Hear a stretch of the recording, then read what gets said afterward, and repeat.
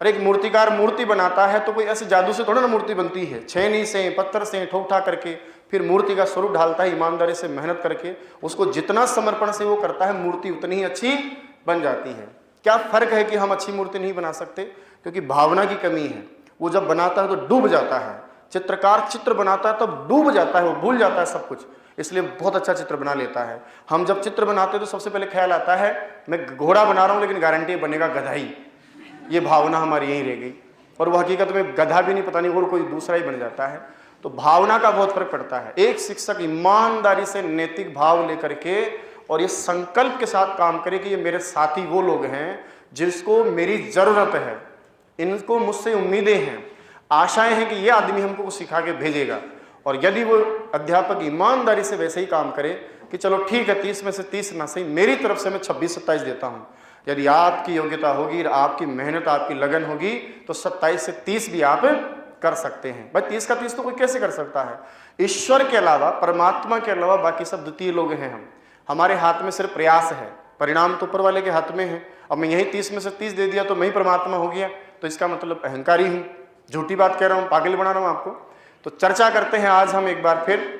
अग्रिम शुभकामनाएं कि जो लोग पढ़ने वाले हैं उनकी नौकरी लगे, जो योग्य है उनकी नौकरी लगे, जो बहुत मेहनत करके जीवन को इसका अपना मूल आधार समझते हैं।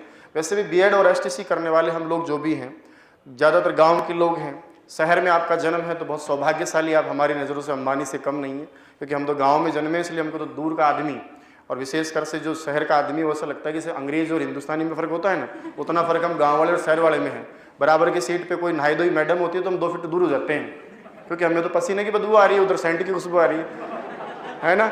सूंघ ले तो प्रॉब्लम, क्या सूंघ रहा है, और नहीं सूंघे तो उतरने के बाद प्रॉब्लम कि इतना अच्छा सेंट था, सूंघा क्यों नहीं मैं।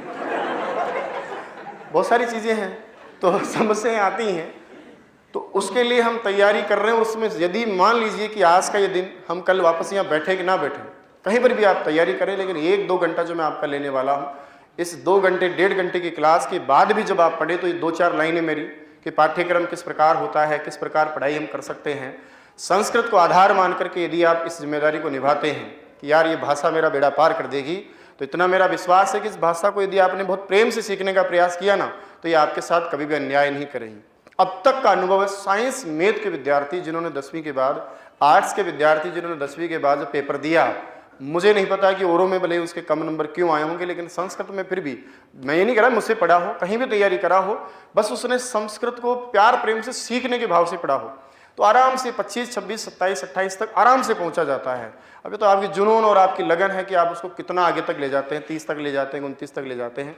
तो थोड़ी चर्चा मैं आपके सामने वो करता हूँ, फिर कुछ बातें हैं जो बाद में हम करेंगे कि हिंदी संस्कृत में जो समानताएं हैं, कुछ मौलिकताएं हैं, कैसे हम संस्कृत को तैयार करें, कितना पढ़ें, कितना समय देवें।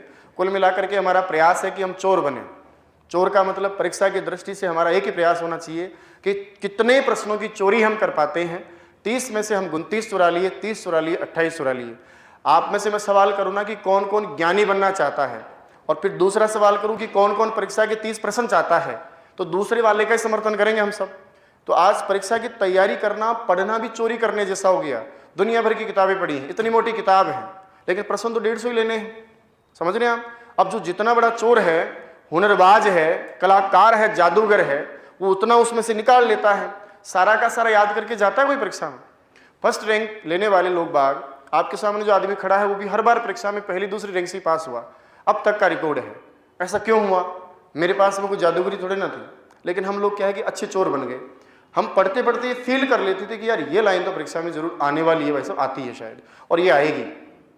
हम प्रश्नों को प्रश्नों की तरह नहीं पढ़े। प्रश्न पढ़ा साहब माहेश्वर सूत्र कितने हैं, नीचे लिखा था उत्तर 17 और टिक करके आगे कि 17 है। कितने हैं माहेश्वर सूत्र? 14 हैं। चलो, मुझे लगा सो रहे हैं आप सभी, क्या जाग रहे हैं आप सभी। अच्छा लगा मुझे कि आप लोग इतना अच्छा सुनते हैं, नहीं तो लगता है कि 17 है साहब, मास्टर कह दियो जो ना कह दियो। अभी मैंने कह दिया गंगा नदी बह रही है, बोले कौन सी नदी? बोले गंगा नदी है साहब। तो आज्ञाकारी है। अच्छा लगा कि आप लोग आज्ञाकारी नहीं अनाज्ञाकारी हैं। कभी कभी अनाज्ञाकारी भी होना चाहिए, नहीं तो ये क्या मास्क के पीछे क्या होता है, जैसे गांव में घूंघट के पीछे कुछ भी हो जाता है। महिला रो रही है कि इधर से इधर कुछ अंगुलियां दे रही है, कोई पता ही नहीं चलता। सत्संग में गाने गा रही है कि है करके काम चला रही है, कुछ पता ही नहीं चलता। तो इस मास्क के पीछे भी क्या हो रहा है कुछ पता नहीं चलता। तो पता चल गया कि कम से कम आप मुझे सुन तो रहे।